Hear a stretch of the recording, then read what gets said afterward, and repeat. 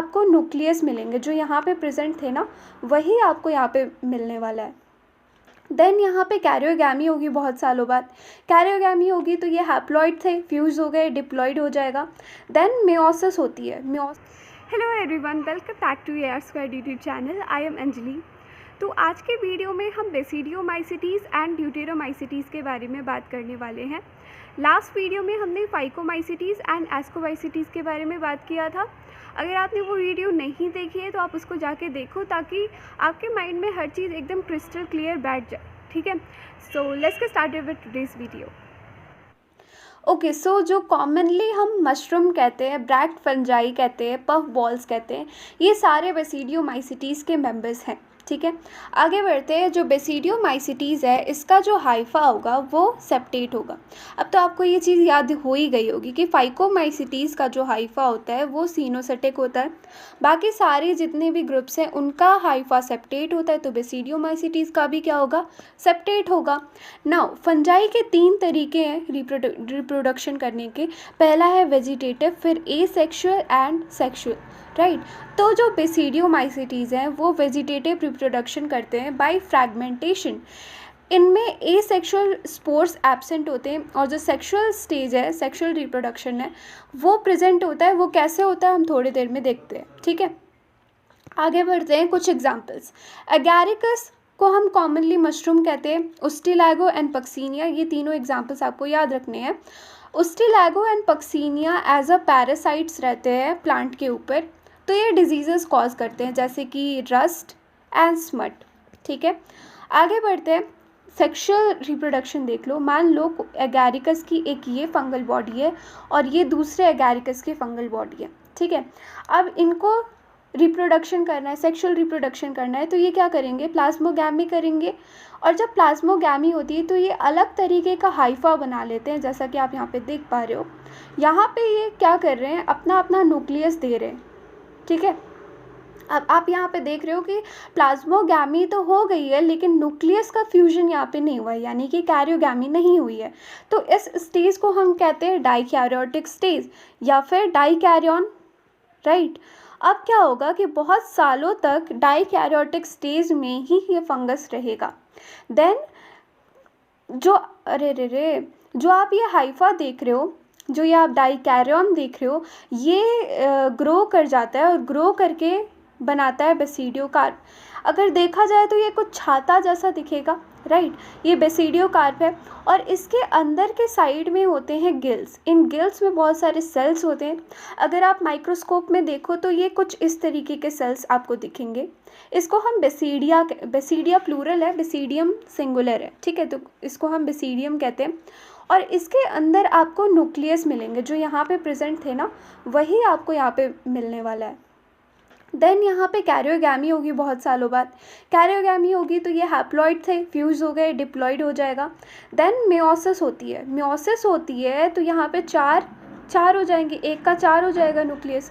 Then basidiospores बनेंगे, okay और ये फिर वापस से जर्मिनेट करके फंगल बॉडी बनाते हैं। इस तरीके से सेक्सुअल रिप्रोडक्शन करते हैं। Now commonly known forms of basidiomycetes are mushroom, bracts fungi or puffballs. They grow in soil, on logs and tree stumps and in living plant bodies as parasites. Example rust and smut. Important, rust and smut कौन cause करता है, basidiomycetes के members. The mycelium is branched and septate. The asexual spores are generally not found, but vegetative reproduction by fragmentation is common. Important. The sex organs are absent, but plasmogamy is brought about by fusion of 2 vegetative or somatic cells of different strain or genotype. अब यहाँ पे आप देख रहे हो कि sex organs तो absent है, राइट, लेकिन 2 अलग अलग फंगल बॉडी का फ्यूजन हो रहा है, यानी कि अलग अलग जीनोटाइप का फ्यूजन हो रहा है, राइट। वही चीज़ वो कह रहा है। Now the resultant structure is dikaryotic, which ultimately gives rise to basidium. क्या कह रहा है कि यहाँ पे देखो, यहाँ पे क्या हुआ, प्लाज्मोगैमी हुई, राइट, फिर डाइकैरियोटिक स्टेज आया, फिर यहाँ पे बेसिडियोकार्प बना, बेसिडियोकार्प के अंदर बेसिडियम प्रेजेंट थे। ठीक है, that's it.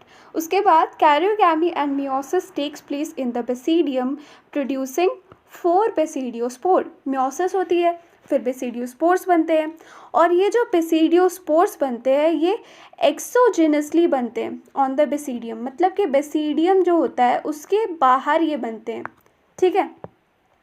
The basidia are arranged in fruiting bodies called basidiocarp. Fruiting body क्या है? बेसिडियोकार्प है, उसके अंदर बेसिडियम बनता है, ठीक है। Some common members are Agaricus, जिसको हम मशरूम कहते हैं, ओस्टिलागो जो कि स्मट कॉज करता है, पक्सीनिया रस्ट कॉज करता है। इम्पॉर्टेंट, ठीक है, ये एग्जाम्पल्स बिल्कुल अच्छे से याद रखना। अब आ जाओ ड्यूटेरोमाइसिटीज़ पे, बहुत ईजी है। ड्यूटेरोमाइसिटीज़ जो है इसको हम इम्परफेक्ट फंजाई कहते हैं, क्योंकि इसमें जो सेक्सुअल फेज़ होता है वो एब्सेंट होता है, ठीक है। तो जो भी फंजाई में आपको सेक्सुअल फेज़ नहीं मिलेगा उसको आप ड्यूटेरोमाइसिटीज़ में रख दोगे, okay. When the sexual forms of these fungi were discovered, they were moved into classes they rightly belong to। देखो ये कह रहा है कि ड्यूटेरोमाइसिटीज़ एक ऐसी कैटेगरी है जिसमें उन फंजाई को रखा जाता है जिनका सेक्सुअल फेज़ डिस्कवर नहीं हुआ है। अगर सेक्सुअल फेज़ जब भी डिस्कवर हो जाती है फिर उनको उस कैटेगरी में डाल दिया जाता है जिसमें ये एक्चुअल में बिलोंग करते हैं, ठीक है। That's it about deuteromycetes. It is also possible that the asexual and vegetative stage have been given one name and placed under deuteromycetes, and the sexual stage another and placed under another class। अब ये कह रहा है कि देखो कोई fungi है, ठीक है, उसका एसेक्सुअल जो स्टेज है वो कुछ अलग तरीके का दिखता है और जो सेक्सुअल स्टेज है वो कुछ अलग तरीके का दिखता है। तो जो एसेक्सुअल वाला है साइंटिस्ट को लगता है कि इसका सेक्सुअल स्टेज तो अभी तक डिस्कवर हुआ ही नहीं है, तो उसको वो ड्यूटेरोमाइसिटीज़ में रख देते हैं, और जो सेक्सुअल स्टेज वाला होता है उसको किसी और ग्रुप में रख देते हैं। बाद में उनको पता चलता है कि ये तो एक ही फंजाई था, फिर उसको ड्यूटेरोमाइसिटीज़ से निकाल के फिर उसके करेक्ट कैटेगरी में रखा जाता है, ठीक है। Later when the linkages were established, fungi were correctly identified and moved out of deuteromycetes. Once perfect stages of members of Deuteromycetes were discovered, they were often moved to Ascomycetes and Basidiomycetes। The Deuteromycetes reproduce only by asexual spores known as conidia।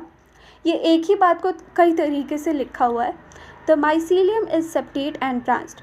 Some members are saprophyte or parasites, while a large number of them are decomposers of litter and help in mineral cycling, ठीक है। Some examples are Alternaria, Colletotrichum and Trichoderma. Examples बहुत अच्छे से याद रखना, okay. Now एक extra point ये है, एक्स्ट्रा टिप ये है कि आपको अगर याद नहीं हो रहा है, इतने सारे ग्रुप हैं, याद नहीं हो रहा है, तो अलग टेबल बनाओ, ठीक है, और उसमें सारे कैरेक्टर्स को अच्छे से लिखो ताकि आपको अच्छे से याद हो पाए। So that's it for today. अगर वीडियो अच्छी लगी है तो make sure you subscribe to the channel and video को लाइक करो, शेयर करो जितना कर सकते हो। Thank you so much for watching.